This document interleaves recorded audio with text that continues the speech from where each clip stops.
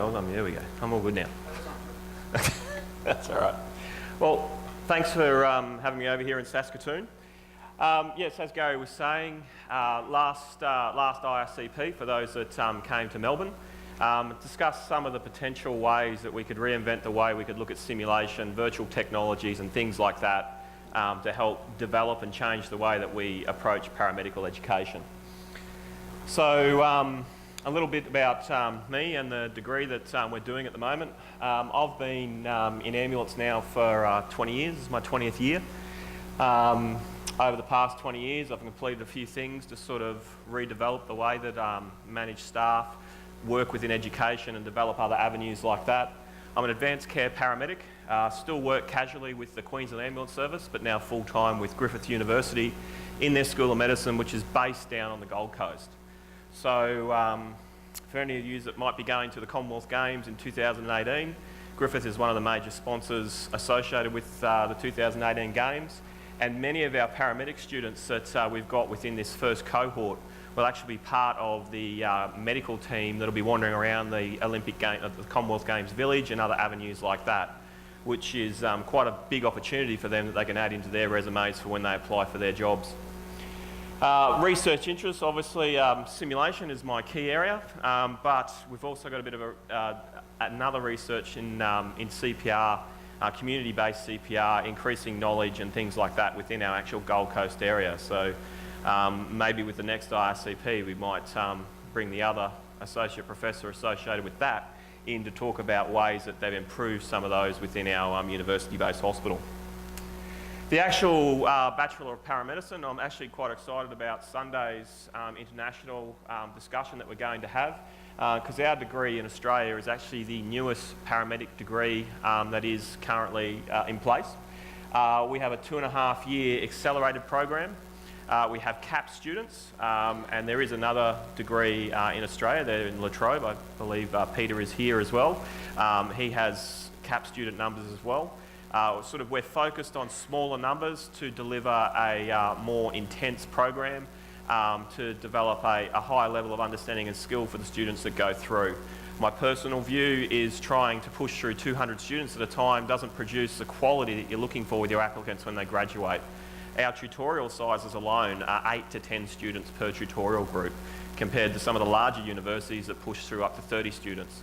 So what we can achieve in those 8 to 10 students, particularly with the technology I'm going to talk about today, is very hard to try and replicate when you've got large numbers of people that you're trying to push through. We have multiple areas of placement, not just with paramedicine.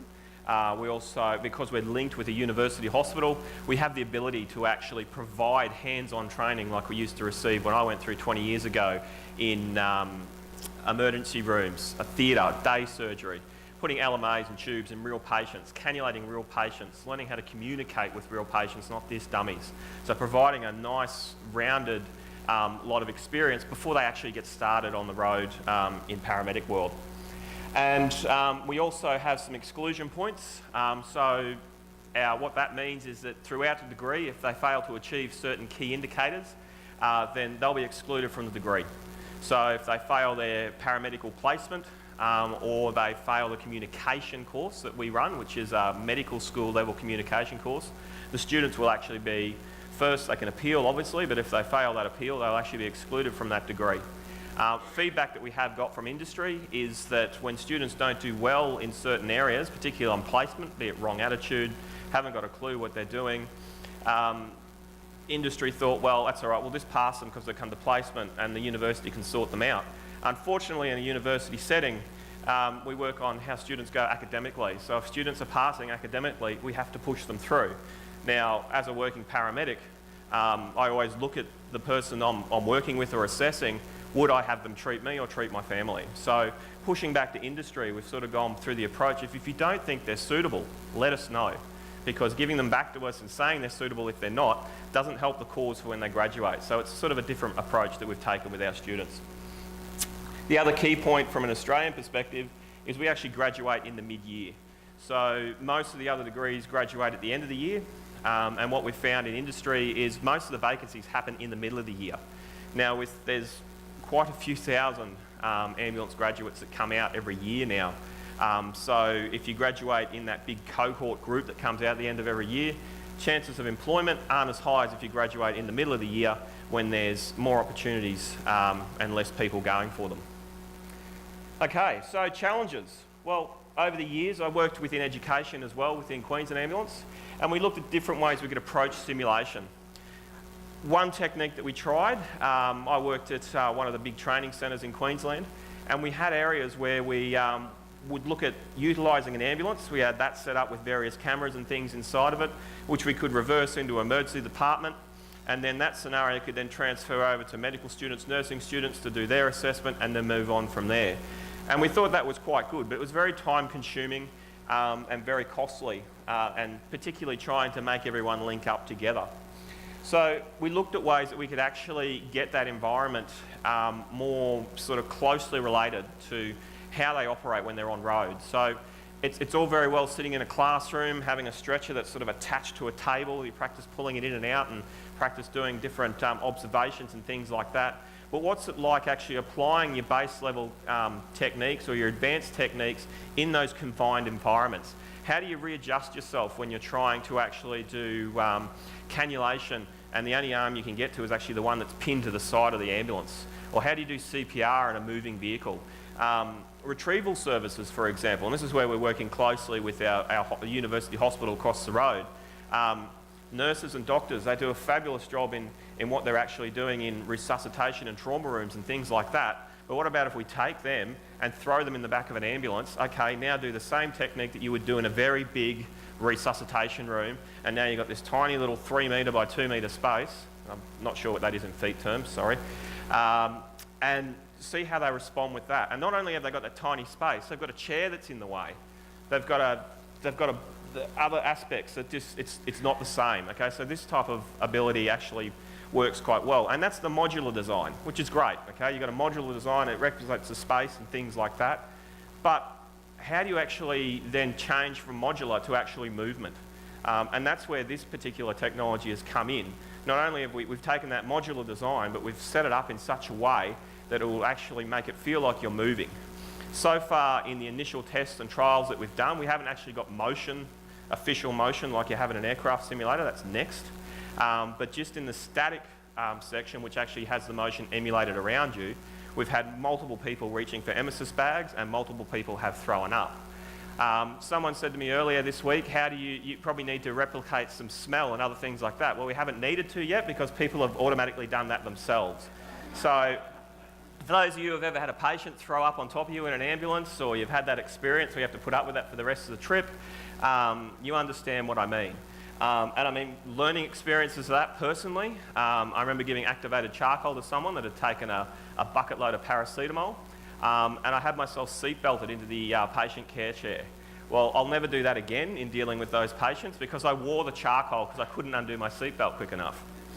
Okay, so how did we get from that to where we are? So initially we went into module design. So this room is actually the first room other than the engineers that helped me construct this at Griffith University that has seen these schematics.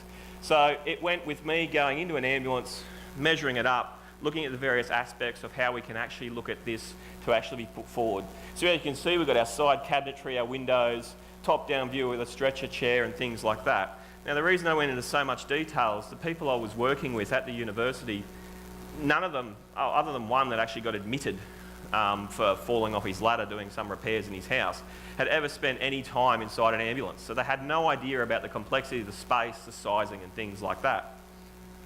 And then from there, we went into the construction phase. And as you can see, we've got our cabinetry. The lights make it a bit hard to see, but we've got our cabinetry. You can see that there's the windows associated here.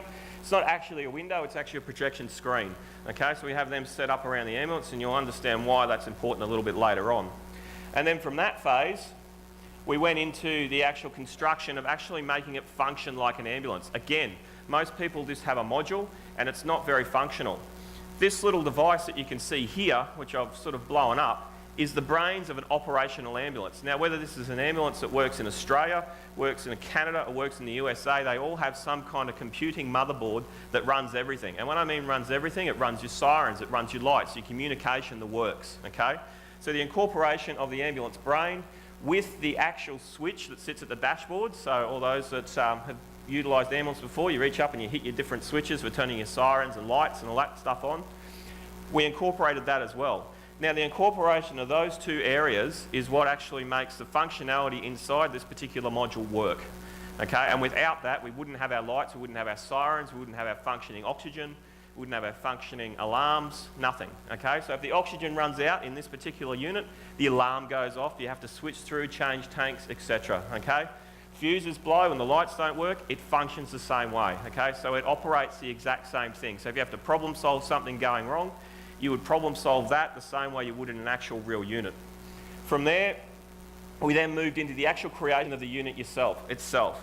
No, we didn't steal the badging and things from a parked ambulance at the hospital across the road. We actually did some work with the Queensland Ambulance Service, and they helped provided a lot of the interior and the external badging and things that you can actually see there. And without their help, there's no way we would have been able to get the reality that this unit actually has when you walk inside. So, as you can see on some of these photos, Gary, are those lights able to go off at all, or does it make everything dark? Okay, fair enough.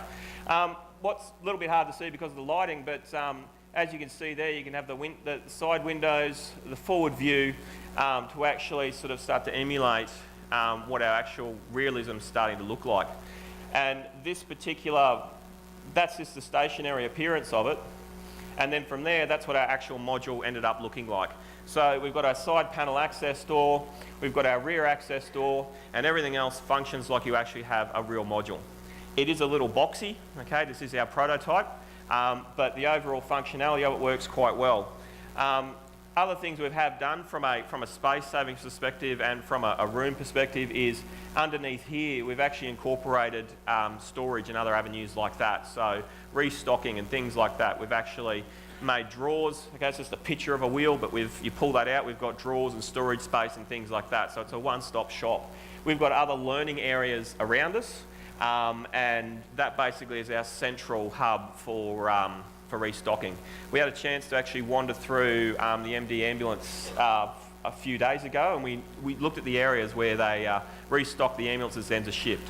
So basically what we've got set up underneath this unit serves as a purpose for our students, so when they finish doing their training or their scenarios or things like that, they go back in there and they know which drawers they go into to actually restock their ambulance or restock that ambulance.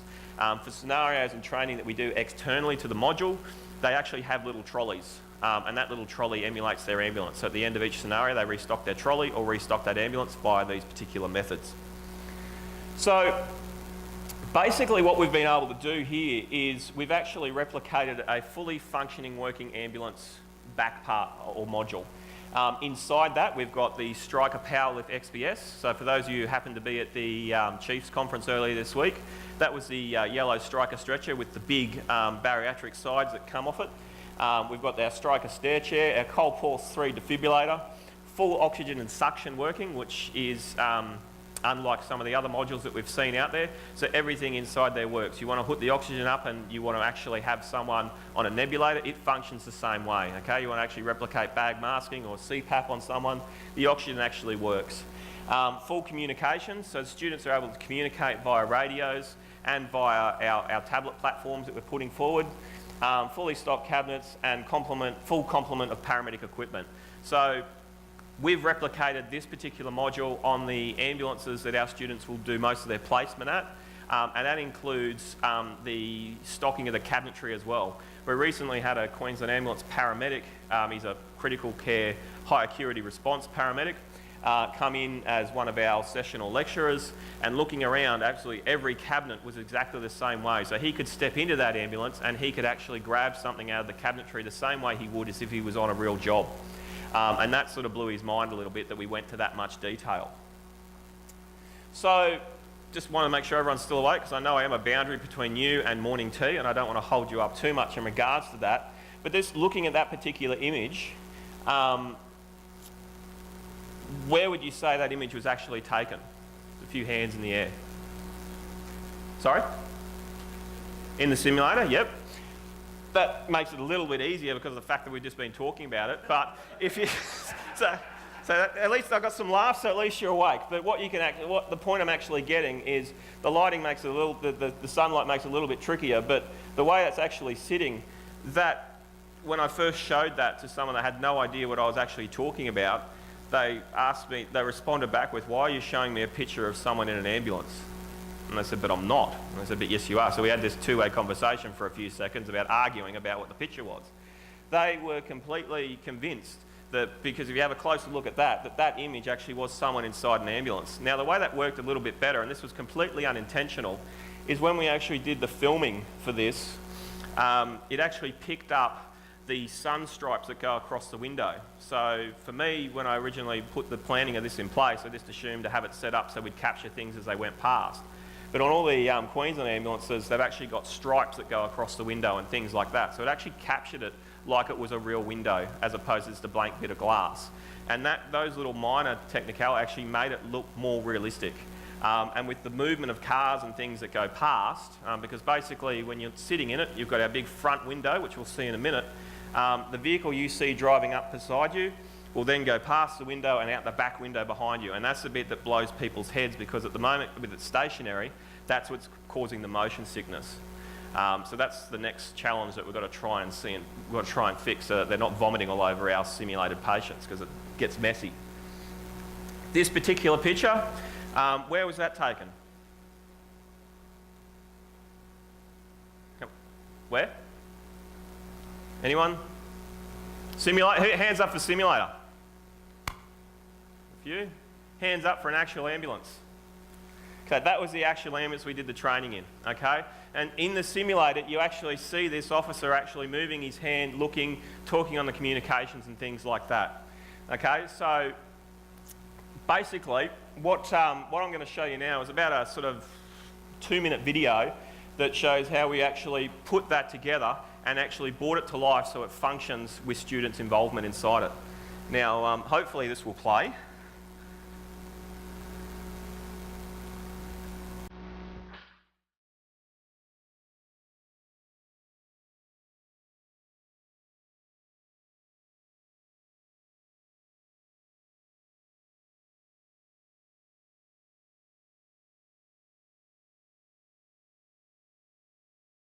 It was very hard to get him to keep a straight face. It was quite difficult.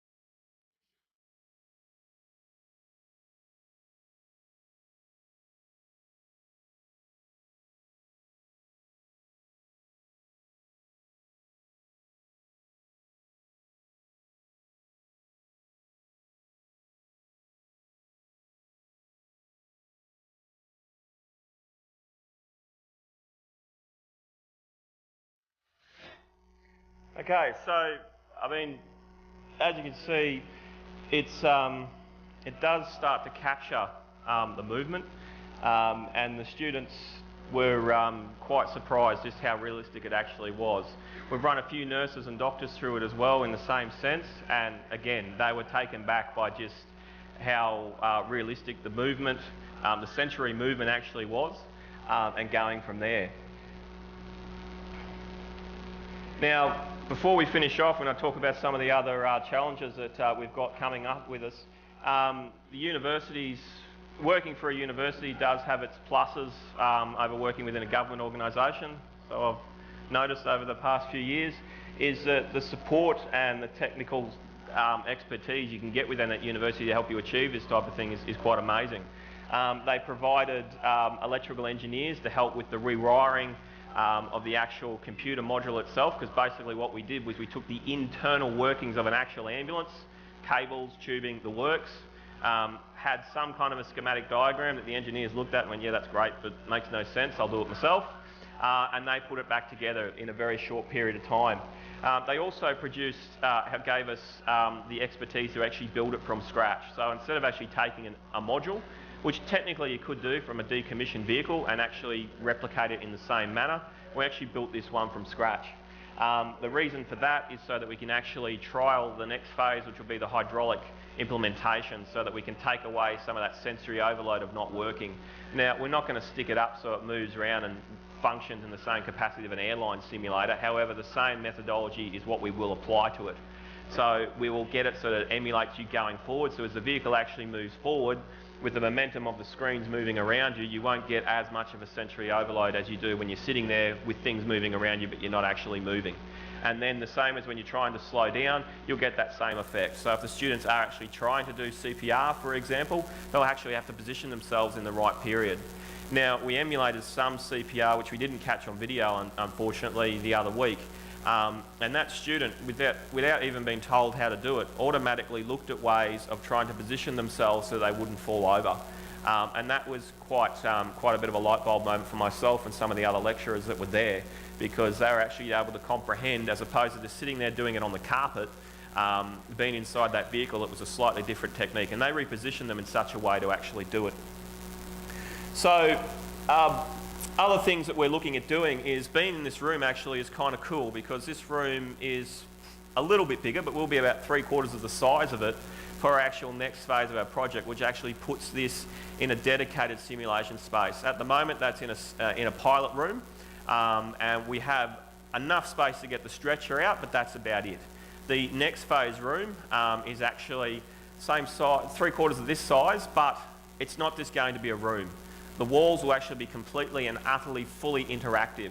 So instead of actually just having a white walled, white roof room, the walls actually will come alive from about 8 to 10 different projectors that are spread across the room. So depending on the scenario we're actually doing, that will actually change the surrounds around you. So as the students actually reverse this ambulance up to pull into the hospital, they'll see the hospital reversing up around the screens and on their back door, and when they actually open the ambulance rear doors, the hospital emergency room entry point will actually be there in front of them. And it'll be positioned in such a way so that they can just walk through the actual door to take their patient out. From there, we'll have another room that's directly across from that will be completely 360-degree projected room, which could actually be turned into whatever you want. And for our purposes, we've got a lot of interprofessional learning we do with the medical students, physio students and nursing students. Our next phase actually would be to have that room set up so that they could then hand over to those students so they can then take on the simulation for themselves. And we can replicate that room for whatever you want. There's another room I'm in the process of trying to gather funding for and support for, which is my aeromedical evacuation room. I've showed a couple of examples of how that's going to work, and that won't just involve the walls, it will involve the floors as well. So when that aircraft takes off or leaves a particular scene, the entire floor will disappear just like you would in a helicopter or an aircraft. So I'm looking to see how many people grab on for something and when we actually implement that. We also do our medical school also does a lot of very immersive clinical engagement scenarios as well. And having our paramedic program now part of the School of Medicine, our paramedic students will actually incorporate their part of that scenario. So instead of the medical students just being presented with X, Y, Z of a case, our paramedic students will actually do the pre-hospital care and treatment of that particular case, and they will actually then hand it over across to the medical students who will then take on their particular care in hospital for that particular patient. And after the medical students handle it, it's then over to the nursing students who then look after the various ward care. And from there, it's over to the nutrition and dietetic students who then look after that particular student for their particular part, and the physio students for their particular part. So we're incorporating a massive collection of immersive simulation that doesn't just affect one cohort of a university, but goes through various different people within that whole of healthcare approach. And other technology that we're looking at implementing with this is our telemetry with our patient care records, our ultrasound, our ECGs and things like that. So we're not just going to have it so that here's your patient, but we'll actually do it in a newer technology sense where we will transfer electronically through our intranet the patient care record of that particular simulated patient over to the medical students so they can see it as it arrives, or we can emulate sending ECGs through for the medical students to have a look to see what's coming, or the ultrasound, or things like that as part of a sit rep or a call to the hospital to say that we're inbound with XYZ patient. So really trying different ways to engage as much as possible. And overall, it's something that's never been tried before within our area, and in the small little pilot tree that we've had so far, it seems to be raising a fair bit of success, and people are quite surprised by just how engaging it actually changes the whole scenario and sector-off techniques. That's my contact details if you would like to know more, and I do want to thank you all for allowing me to speak today. Thank you, Gary.